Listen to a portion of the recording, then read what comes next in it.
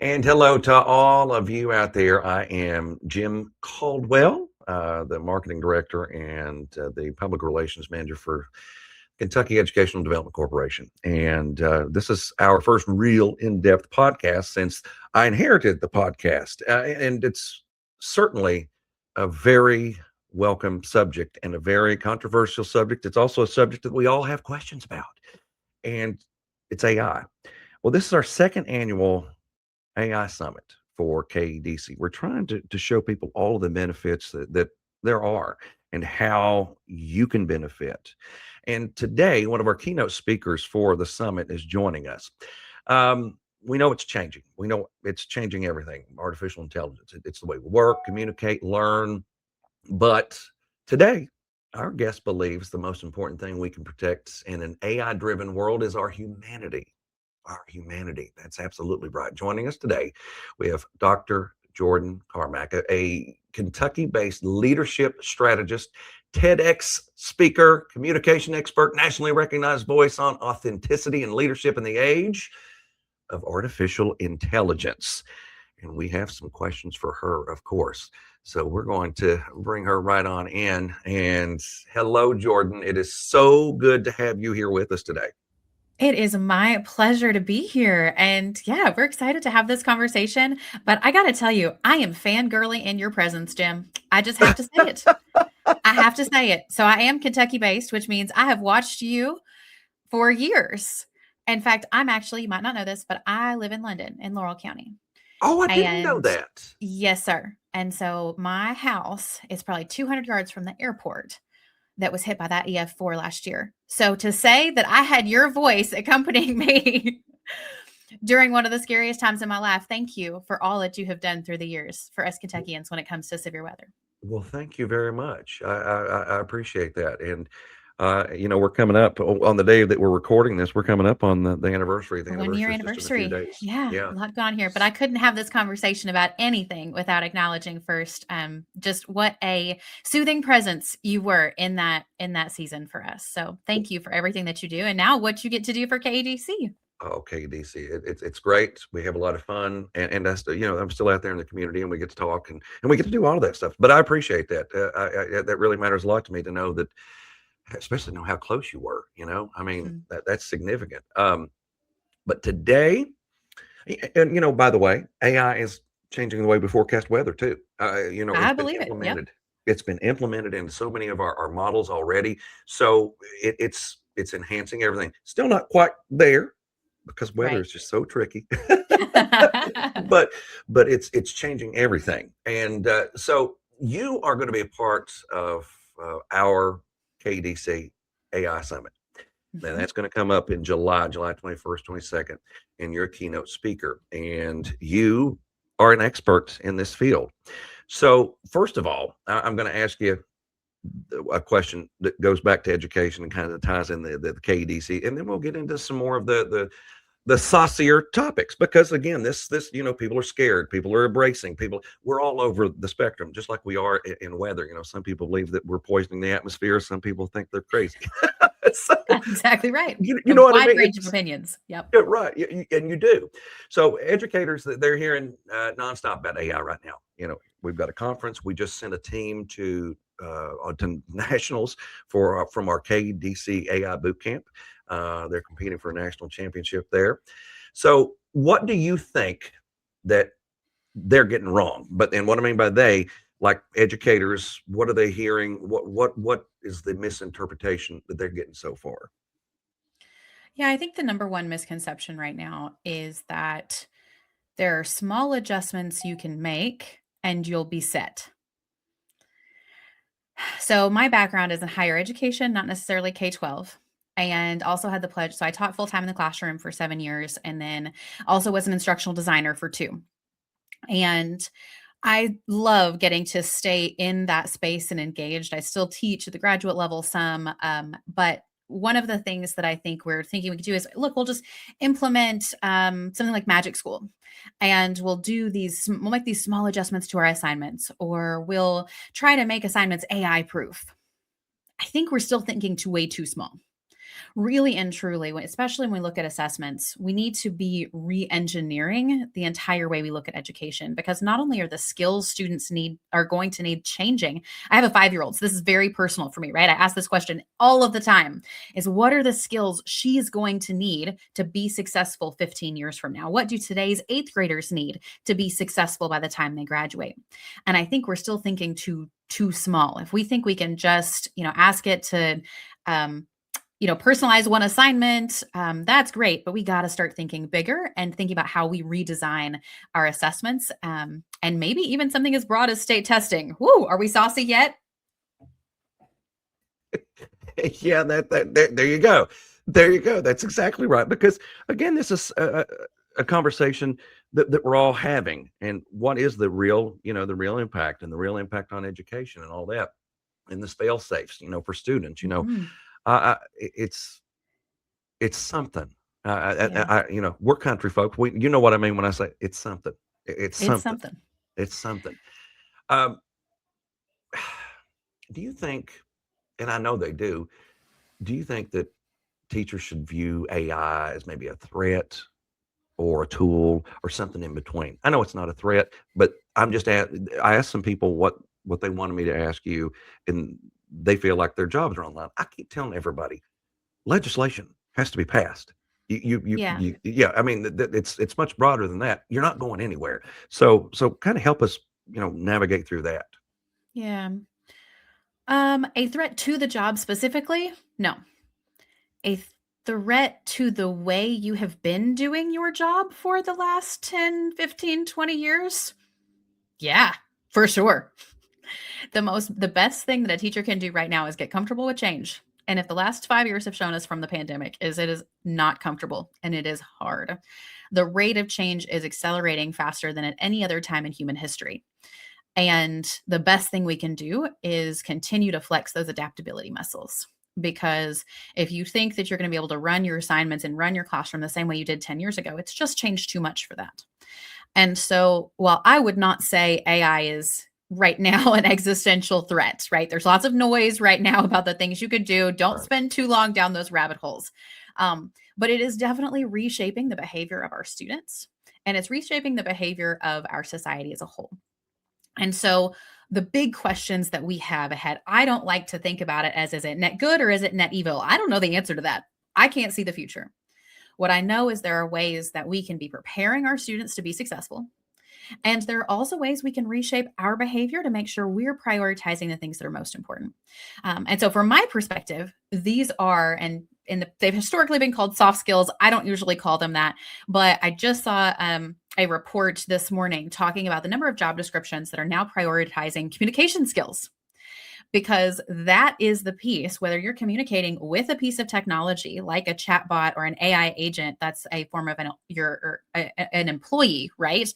Mhm. Or you're talking to an in-person, another human, and you're navigating, working on a team and collaborating.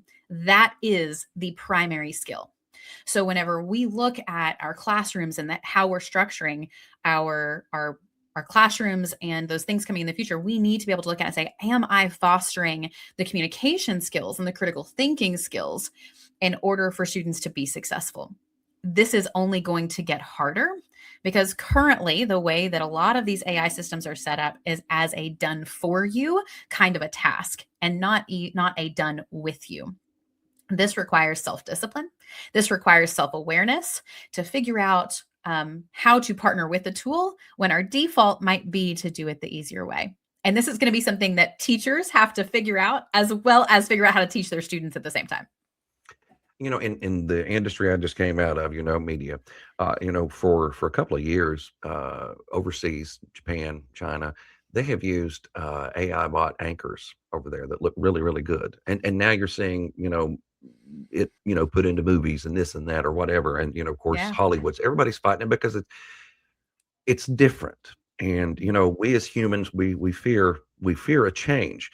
But what you're saying to all these educators is don't fear, let it be your friend, let it be your guide, let it be your helper, so to speak, right? Mhm. I would never put AI in the driver's seat. Absolutely not.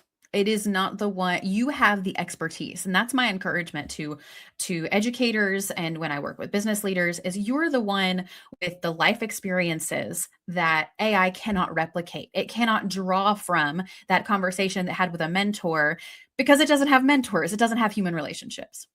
And so your human expertise, your judgment is your contribution. It might be able to do something more quickly. It might be even able to ask great questions. And this is one of those gray areas, right? I consider great question answering more of a human skill in terms of knowing the right question to ask. It's actually really great at that. But you can't ever, having confidence in your own self, your own values, your own self worth, that's going to be something that every human, every teacher needs to bring to the table. And the good news about that is that other humans respond to that. Your students respond to that. And your peers, the people you work alongside every day. When you bring that personality and whole self into the conversation, that's what brings that sense of connection and warmth and belonging that makes our organization so great. It makes classrooms places of innovation whenever we bring that human center to it. So what you're saying is that right there. That's the most valuable part in this AI driven world Absolutely. is the humanity part. Mhm. That's the piece that I hope we never lose sight of. Um, I, and I am very much, I'll set this as a stage, right? As I feel like on a regular basis, sometimes even on the daily, I will go through this hype cycle of, oh my gosh, this is so amazing. What a cool tool. This is going to like totally change the world. Oh, wait, maybe it's not as good as I thought it was. Maybe it's actually trash. Why am I even using this? I'm going to have to go back to do it a different way. Oh, wait, it's actually pretty good at this part. What if I use it in this way? Oh my gosh, this is amazing. What if, sometimes in a single day. And that is perfectly normal because we are learning to redevelop skills and to see our work differently. And so I have a program called Future Ready Teams that I run with businesses and organizations. And it's really all about developing, yes, those AI literacy skills that we need to be effective to analyze the different tools that we can use, how we might use them, but looking at our work as individual work tasks, because it might be that, and this is Ethan Mollick coined a term called the jagged frontier. And if you haven't heard or read anything that he's written on LinkedIn or in general, he's incredible.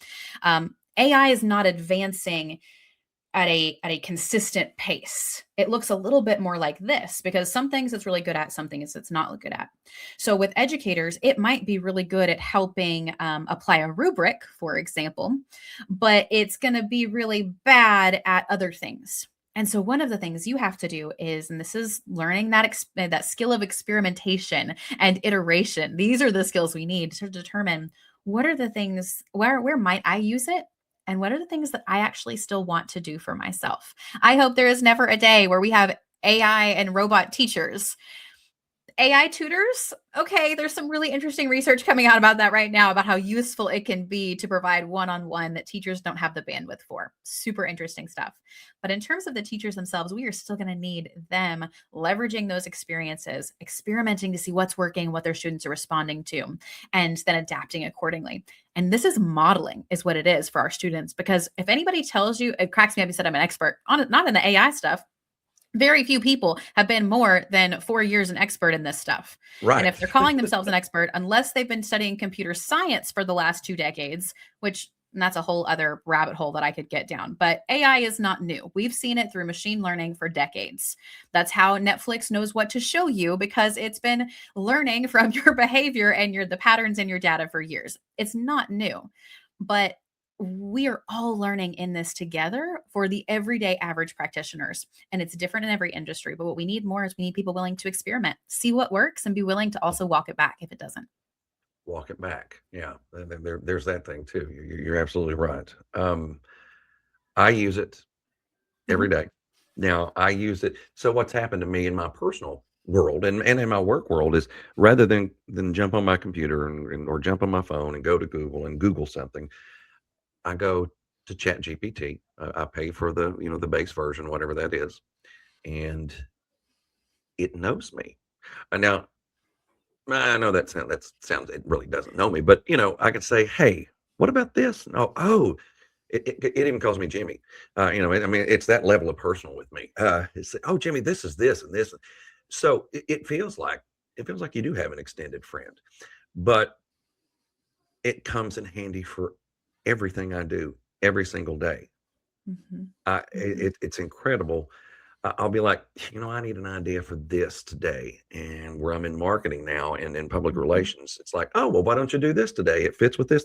And I think it just helps me think. Then I execute and Mhm. it works out. So I can see how it's so beneficial to have, as you just said, a tutor. So it's like my own personal tutor. It's tutoring Yeah. me along, helping me get a little more educated in my everyday field. Mhm. So again, I think I'm using it right, and I'm barely scratching the surface. You get online and you see. I always use this reference.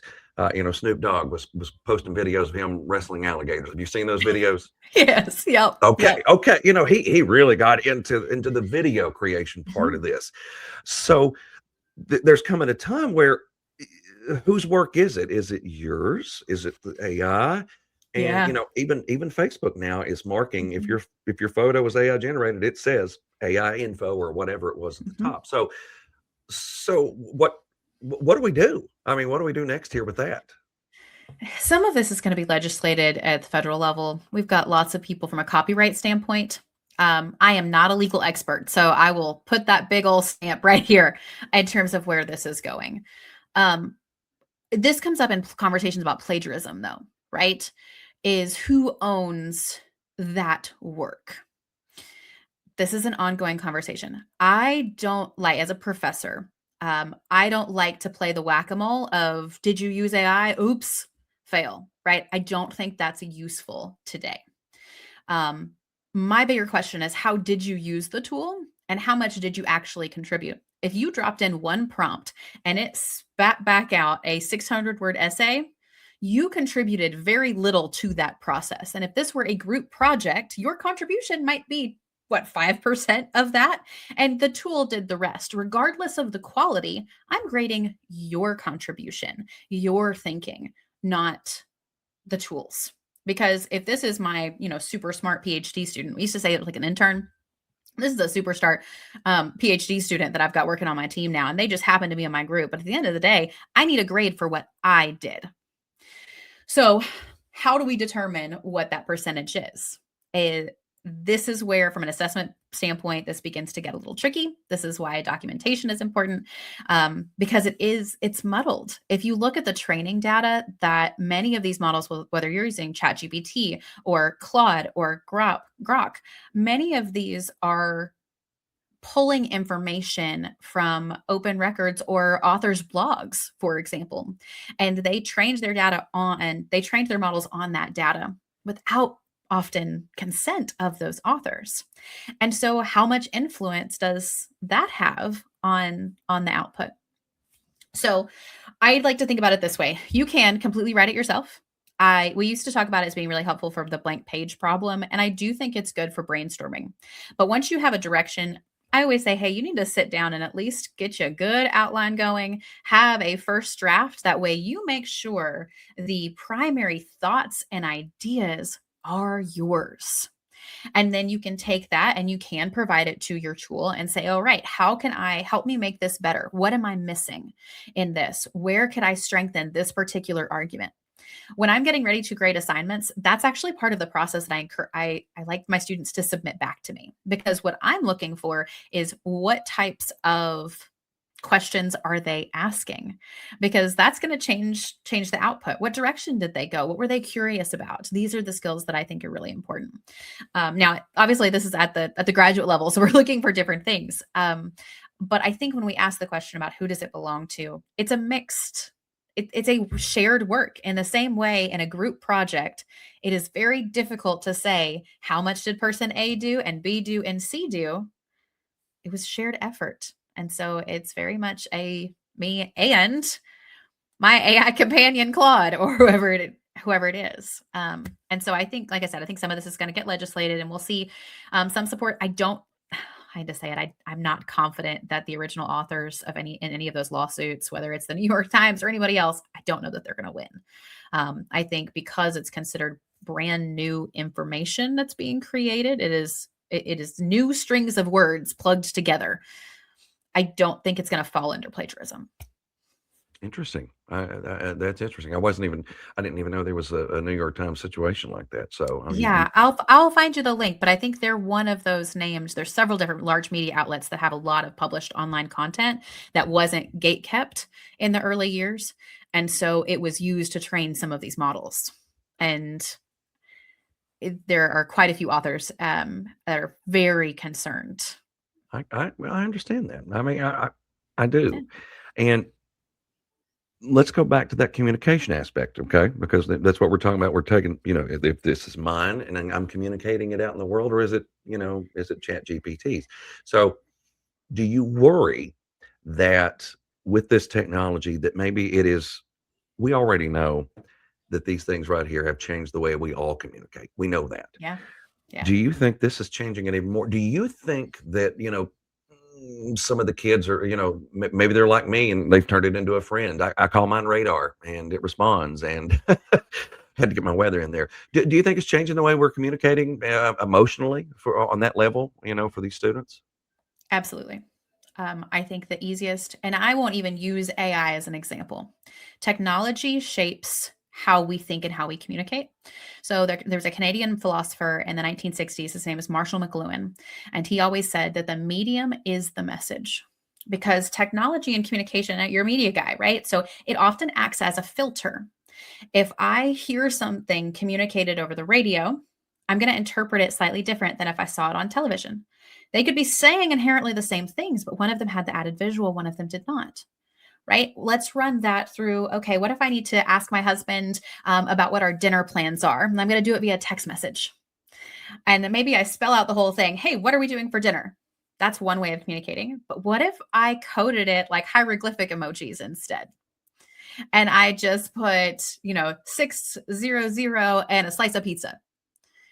The medium through which I'm sending that message, right? Emojis has changed how the person receives the message. It acts like a filter.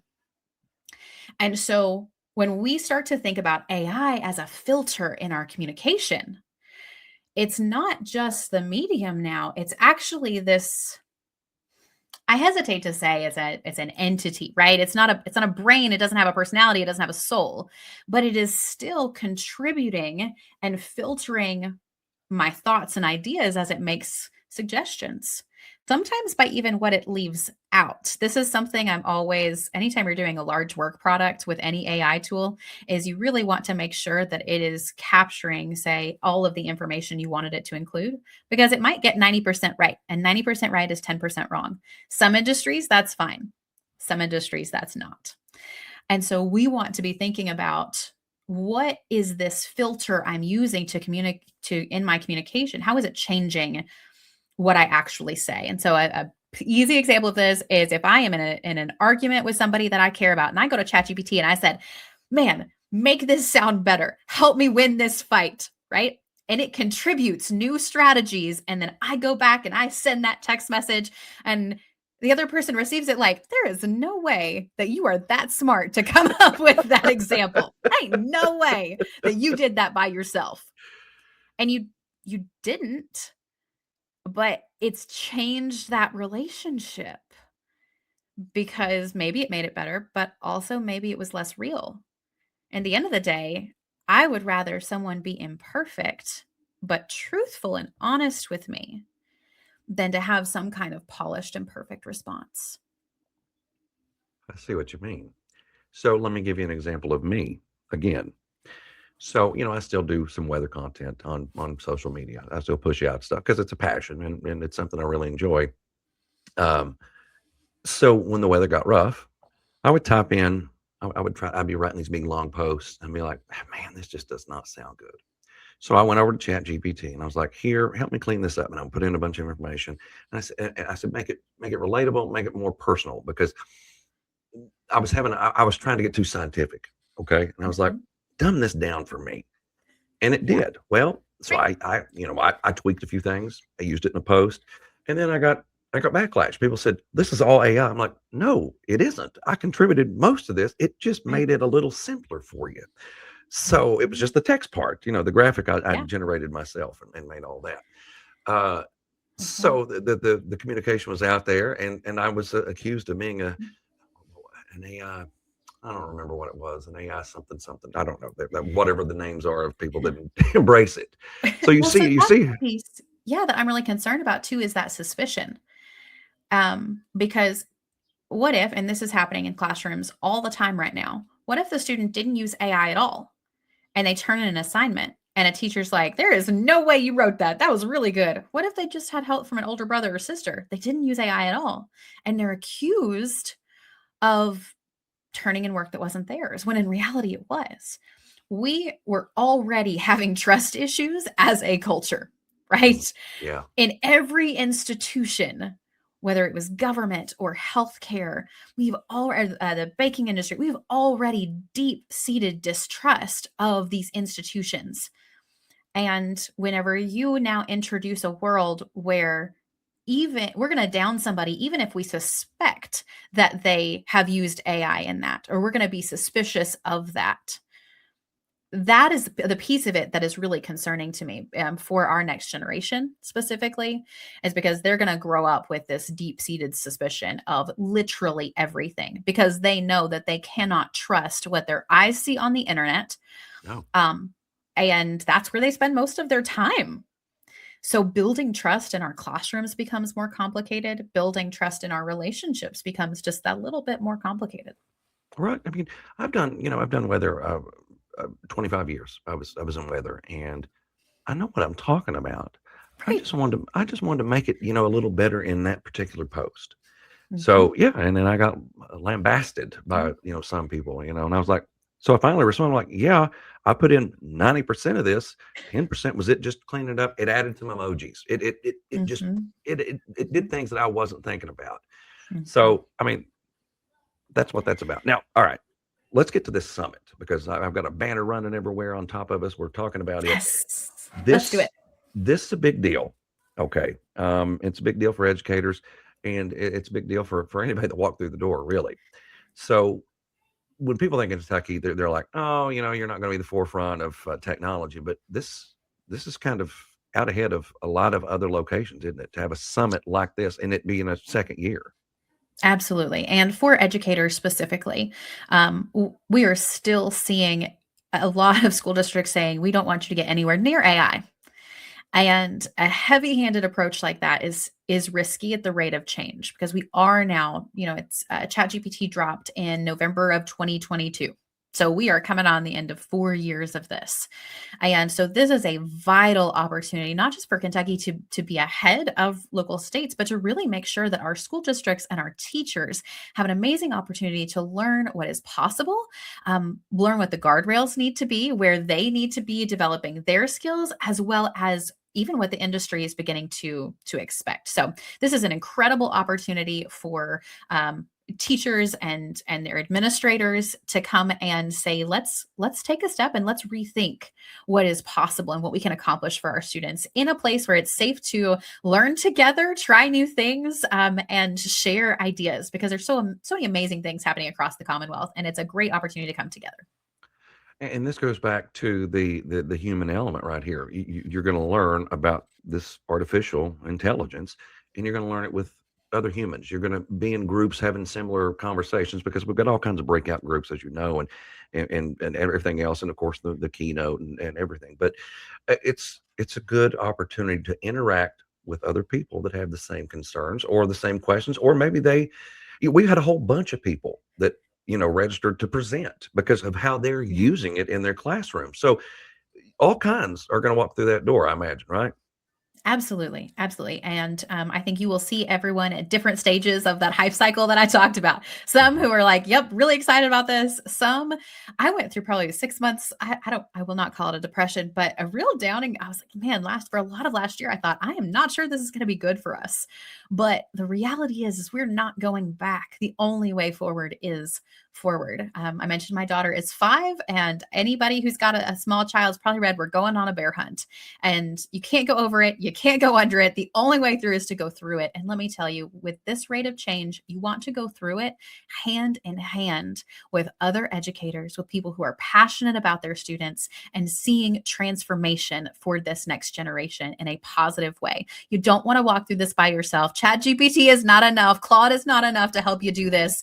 you want to do it with others. And this is a great place to do it. And they've got ethical issues. I know that people are worried about, but they've gotten better. You've heard of the rumors with some of those where they would give poor advice. Now Mhm. if I ask any legal advice or any advice like that, ChatGPT, it'll tell me the workarounds to go do it to find out myself. Yeah. So at least they're improving that. And health wise, I can't get it to do anything except the other day I was like, I've got this issue. What do you think it is, and what kind of questions do I need to ask? And it told me, and I went to the doctor, and I had what is known as an aura migraine, Mm. and I've Hmm. had these since I was a child, and it's a little wave that appears Yeah. on the eye, okay, when you're in your field of vision, and it kind of just Mhm. flares out, almost looks like a rainbow, okay, Yeah.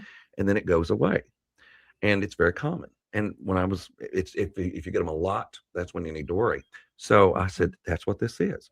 So I went in, talked to my eye doctor, and he's like, very common. Blah. He gave me the same advice. Well, not the Wow. same. He gave me better advice, but it helped point me in the right direction. So again, I'm using it as an assistant, and that was medical Mhm. advice. Most people don't. I'm not going to go take any medicine based on what it tells me, but Right. it pointed me in the right direction. So, Yes. Well, so and it could absolutely yeah, tell you, hey, this is who you need to see about this, right? yeah. Here are some of the questions you might consider asking. I think it's important to remember that the AI you're using today is the worst AI you will ever use. It is only getting better. It is By the only second, getting right? smarter. It feels like by the second. This I told somebody the other day. This is not like, do you remember when Microsoft would drop Microsoft 2000? Then you'd get the 2022 or the 2002 version. And every few years we'd have to go through this enormous update. These days the updates are dropping weekly because the tools are now coding themselves and improving, or they're almost to, it's called self-recursive, and they're almost to the point that they can start building and improving themselves. So they're dropping new updates every single week, improving their capabilities, improving their integrations. And so exactly what you mentioned a second ago is, it might not have been good at something 6 months ago, but man, you should go back and retry that task again because it might be better at it today. The other piece of advice, unsolicited, that I will throw out here is, if you're only using one AI tool, you're only using one AI tool. Something like Claude from Anthropic is going to have a different experience, and it's going to be good at doing different things. And so you're in the tech circles, it's called the tech stack, right? What are the different tools and technologies for the types of work that you might be using? So if you're doing marketing, Gemini has been really, really great at image generation. Notebook LM is the one that creates those amazing infographics, and it can create short podcast clips based on up to 200 sources of information that are even conversations between two people. It's extraordinary, right? I'm going to use that differently than a general purpose assistant like Claude or ChatGPT. Maybe I use Gamma for PowerPoint. So part of the decision making for each individual is, what type of things do I want to augment in myself, where I want to improve this skill set? What tool is out there? How do I use it? And then how do my tools work together? Because the next step in all of this is not just using it as a helpful brainstorming assistant, but we are moving into areas where, for example, I can link up Claude to my Google Calendar and my email and say, and again, you are in school districts. This is probably a no-no for most of you, but it can go in and do a time and analyze how I'm spending my time. What does my work life balance look like? Here are some recommendations. And now we're looking at something that can provide actual value like an assistant might. And so what is possible is really just exploding. Is there a way, because I'm not in, you were just saying if you're using one, you're doing it wrong. Is there a way that one can access several under one umbrella, to Mhm. be their assistant? Because you were talking about this one's good at PowerPoint, this one's good at image generation. I've got Adobe Firefly over here, which is a service we pay for Yep. editing our videos, pictures, things through KEDC. And Mhm. Firefly is Adobe's image and video generator, and Yeah. it's Yeah. fantastic. But that's what Adobe's for. Adobe Mhm. knows images. So, is there a one way we can just kind of capture all of it without having to go 15 different ways on these Yeah. independent chats?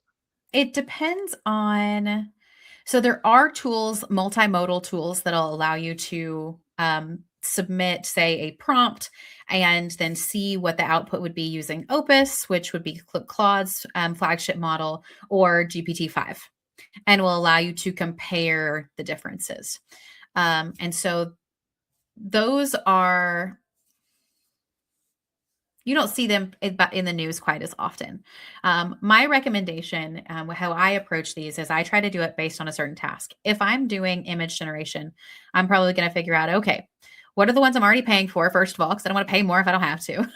Mm-hmm. And then let's just see the differences in these outputs. I also recommend finding 1, 2, or 3 experts maybe that are keeping up with which models are best when. Because again, they are changing every day. So find yourself a couple of different experts, the people that you trust. I mentioned Ethan Malik earlier. He's one of mine. Philippa Hardman is in the instructional design space, and she's incredible, is another. You will find several. Jason Goulman is at MIT. And he's also fantastic if you're looking at how AI is changing the way we do assessment. I've got a few people that I follow. And so if they come out and they say, hey, this is really good at this right now, that's a trigger for me that maybe I want to try something. Wow. Right now, by the way, I'm wearing Meta glasses. I don't know if you could tell. Ooh, I've got them on. Oh yeah. Oh yeah. Okay. I've been in the. Listen, I love a little technology. I'm not Did great you have at Google Glass with the little? Do you remember when Google Glass came out? It had the little thing. Yeah, well, see, this pair right here is the new one. Yeah, you were not going to be able to see it because I don't even have them turned on. But on the Wow, inside of this, I've got the screen, that's and I can amazing. control it with my fingers. You have to wear a bracelet, but at the Mhm, same time, it's got AI built into it, and mhm, I can say, Meta, what am I looking at? And it gives you about what it can give you. Doesn't mhm. identify people. Yeah, Um, it doesn't identify anybody. Yeah, I can't even get it to identify celebrities. That's how restricted, they've made it. right. I'm like, Yeah, everybody knows that person. Um, yeah. but but the reason I brought that up in my glasses, this is what a lot of them are investing in. A lot of these tech companies in wearables just like this, because they think Mhm, that's the next big wave to integrate AI mhm. technology. Now, what have you Yes. heard or seen about that? So when it comes to the wearables, I think the steepest curve here that they're going to see is going to be regulation, because this is privacy related, right? If you are able to look through your glasses and see every person and it's recording information, all of that data has to be processed. Even if it's not telling you who this person is, that information is going up to the cloud to be processed and then coming back down. And so we've got some major privacy and security concerns as it relates to these wearables. So that's a big hurdle. I think there's also a social hurdle for wearables, is I wouldn't want an educator in a classroom having them as their glasses, right? No. Unless I've got consent for all of those kids saying that that parent was okay. Um, I think we'll see some hesitation. And that's what we experienced with Google Glass. I think it's made progress in the last 10, 15 years in wearables. So I don't think they're wrong and that this is probably where it'll eventually go. But I think we're still solidly 5 to 10 years from a variety of adoption when it comes to visual wearables. Now, all of that said, this is on the hardware side. One of my favorite new tools is something called Whisper. Whisper allows me to dictate instead of typing completely anywhere. So I click the function button and I can click in the chat and I can speak to it and it will enter in that text and hit go. So when I have Whisper going and I'm working with Claude on a project, rarely am I typing out any type of prompt. I am actually speaking to it like a normal human instead.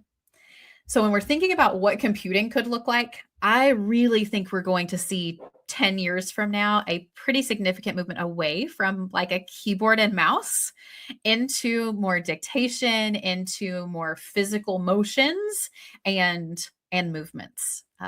So that's the thing that I'm really excited about. I don't know that wearables still make me a little bit I love my Apple Watch, like it's tracking a lot of things, but until we get some of the legislation worked out and we see what those guardrails are and the privacy, I'm probably a little bit more on the fence on it. But I am excited about not having to type out this multi-paragraph prompt in order to get the output that I want from my chatbot. See, and the other thing about this wearable is, and I'm sure you're aware, again, when I have the screen on the inside, if I'm having a conversation with somebody that doesn't speak English, I can it'll translate automatically in my Yeah, face right here. I can look down and I'll see it, which is a really cool thing. But it's all powered absolutely. because of that new technology, because of the way that the AI itself learns. It's helping to enhance my experience. Now, things like that have been around, but it gets better all the time. I just look Absolutely. at the person, they Yeah. talk, and I can get it. Isn't that And crazy? eventually the filter becomes hopefully less impactful, right? By putting it in your glasses, it's not. I used Google Translate to talk to the owner of a new local restaurant that we have in London, and he's from Turkey and primarily speaks Turkish. I do not know a word of Turkish, but we were able to use Google Translate, and so we were talking into it, and both of us were working on the screen, right? Well, the innovation that you're talking about is now it's right here and you can see it and have that conversation. And so suddenly it is closer to a normal human interaction between languages than it might have been previously. And so it is really exciting. I think there's a lot of incredible advancements happening in medicine as far as AI is concerned, but it's also very much still the wild, wild west. I don't know that you can get away from it, but we still have a lot of things to work through. You're absolutely right. And again, some legislation. And one more thing on these glasses. If I wear these into the men's restroom, people and they Yeah. realize what they are, they give me weird looks. So Yeah. Oh, I'm sure they do. Well, so that is going to be, we talked about the suspicion piece, right? yeah, That is something that our use or choice to not use technology is going to impact our relationships. So one of the things that I recommend for anybody I work with is you need to have your own AI code of ethics. What is important to me and how I use this technology and how I relate to others. So for my business, I don't use any AI generated images. Period. I buy stock photography because my work is in training and development and we are focused on the human. And so when you look at the pictures in my stock photography, somewhere out there is that person. That is an actor. Somebody sat down for that photo shoot and we're probably paid peanuts for that stock photo, but at least that was a person who actually existed. And so for me, from my business perspective, that was something that I wanted to set. And every person has to sit down with their own code of ethics and their own values and say, where are the guardrails right now with the technology as it is? And then revisit it 6 months from now, a year from now. What can it do now? And where might I change my mind? So there is an awesome tool called Suno.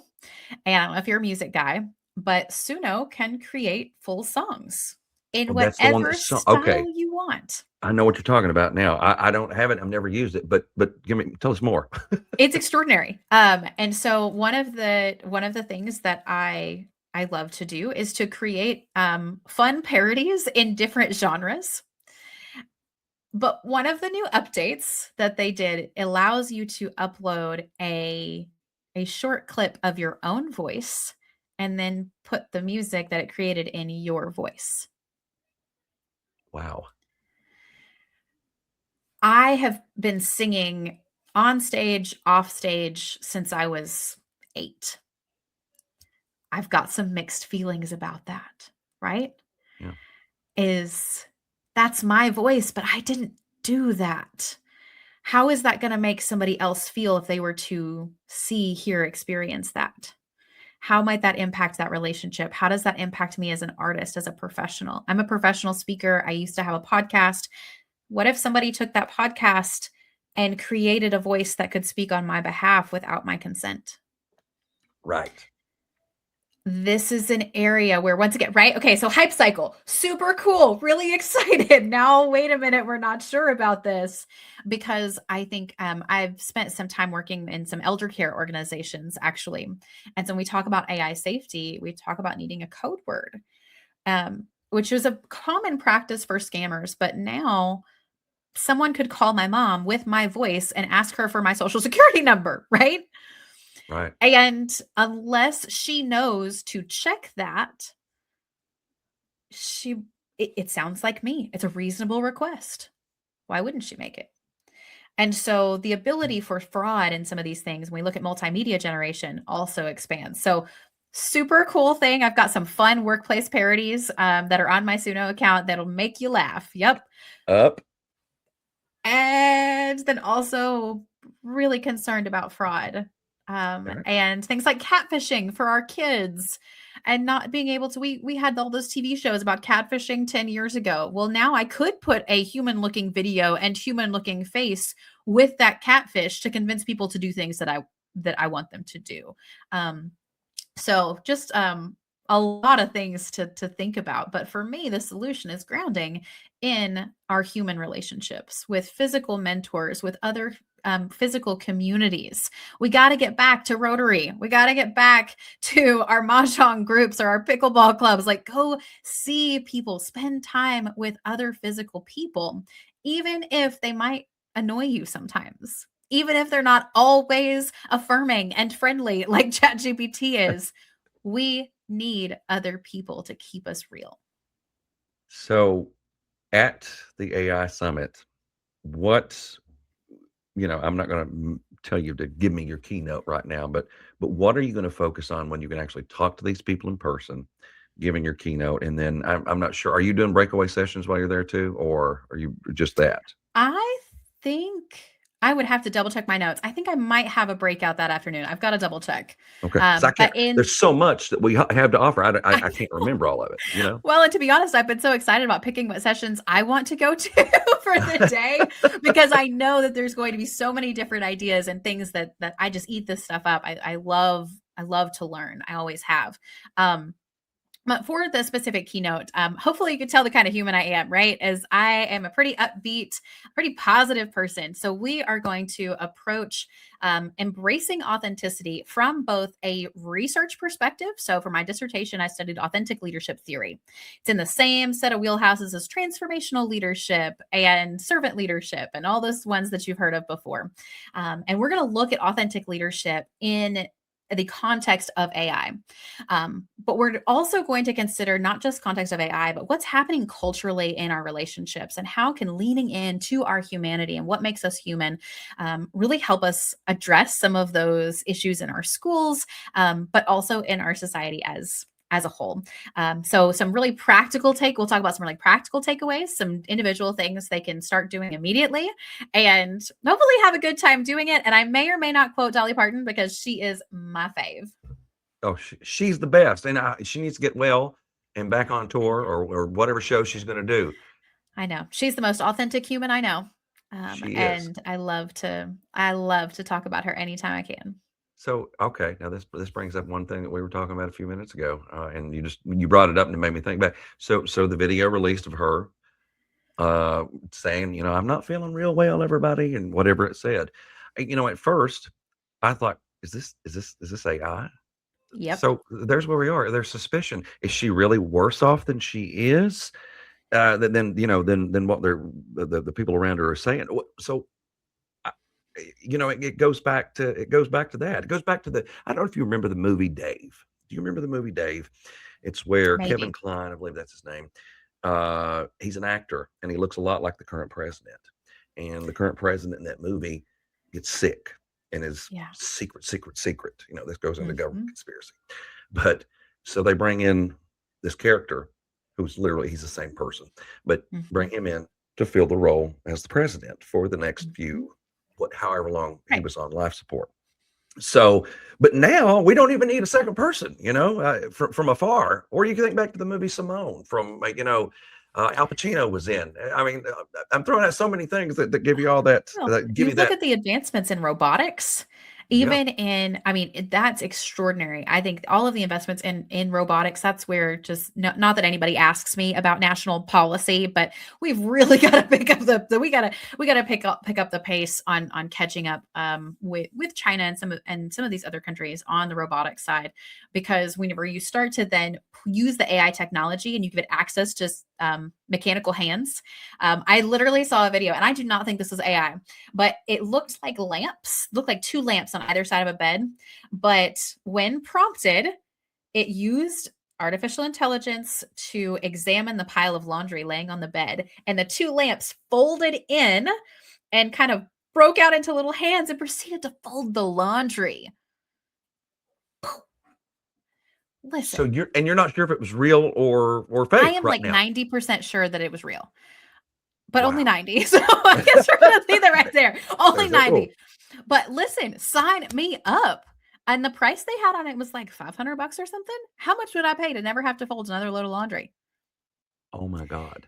So, and it's the same technology, right? It looks the same technology that can create an image. It looks at the pile, it analyzes the pile, and then it can connect spatially to the robot hand. The same thing that's doing all of our a lot of our surgeries now, right? Same technology, but now we're getting into even this household robot. I think that's one of the major changes we'll see in the next decade will be it'll be more than just a Roomba, really and truly, for middle class households and higher. And so that is a divide that I'm concerned about, as there will definitely be a technology divide between the haves and the have-nots.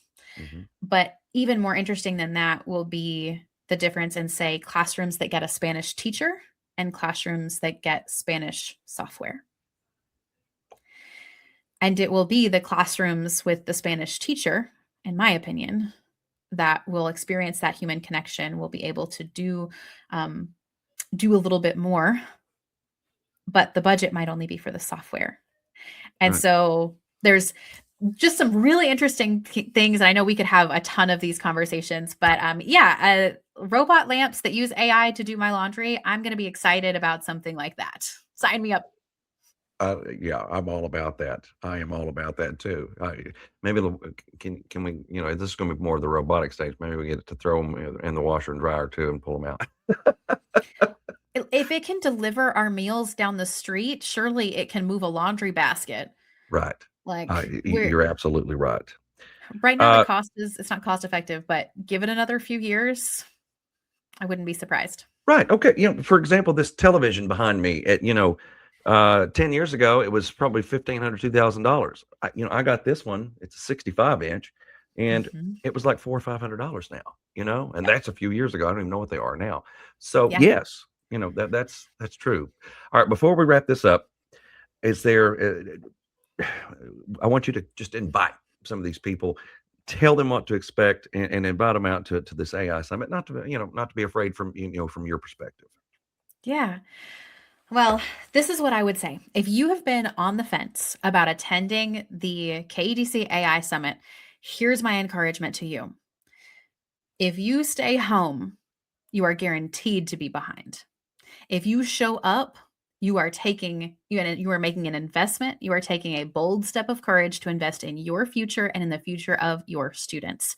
By having these conversations, even by asking these hard questions and wrestling with the answers, you are showing up, you are engaged, and that is the best gift that you can give your students, that if you're an administrator that you can give your staff, is send them to this summit so that they can soak up as much information and bring it back into the classroom, into your district, so that you can begin and continue moving forward and innovating on behalf of your students. All right. Dr. Carmack, we appreciate you so much, and I look forward to meeting you in person. And thank you so much for your kind words at the beginning. That was so nice. And My let's pleasure. hope we never have a repeat of those days. I know we're going to have more storms. We're going to have in life we'll have more storms, Yeah.